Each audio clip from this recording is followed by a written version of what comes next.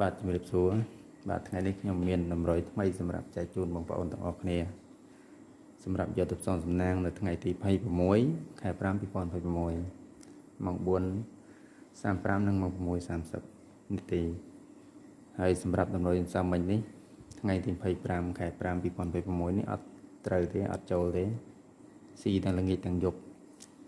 បាទហើយថ្ងៃនេះខ្ញុំមានតម្រុយថ្មីសម្រាប់ចែកជូនបងប្អូនទាំងអស់គ្នាទៀតហើយលេខរបស់យើងមានហើយបាទលេខយើងមានលេខ3លេខ2លេខ1លេខ9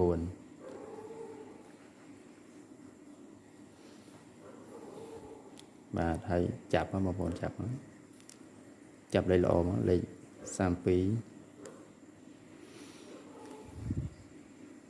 19 31 29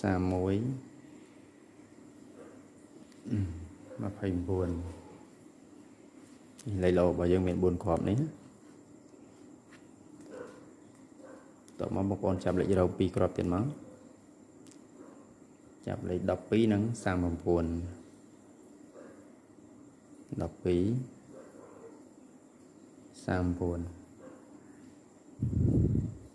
បន្ថែម2គ្រាប់ទៀតលេខរោណាយើងលេខរបស់យើងមានហើយលេខរបស់យើងលេខ32 19 31 29ហើយលេខរងរបស់យើងលេខ12និងលេខ39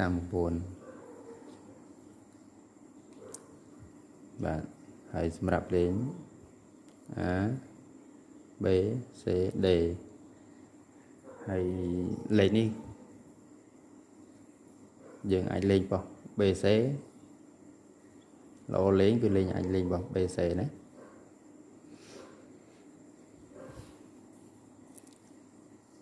បាទមានតែប៉ុណ្្នឹងបាទអរគុណបងប្អូនទាំងអស់គ្នាជូនពរបងប្អូនហែងៗទាំងអស់គ្នាសម្រាប់ថ្ងៃនេះ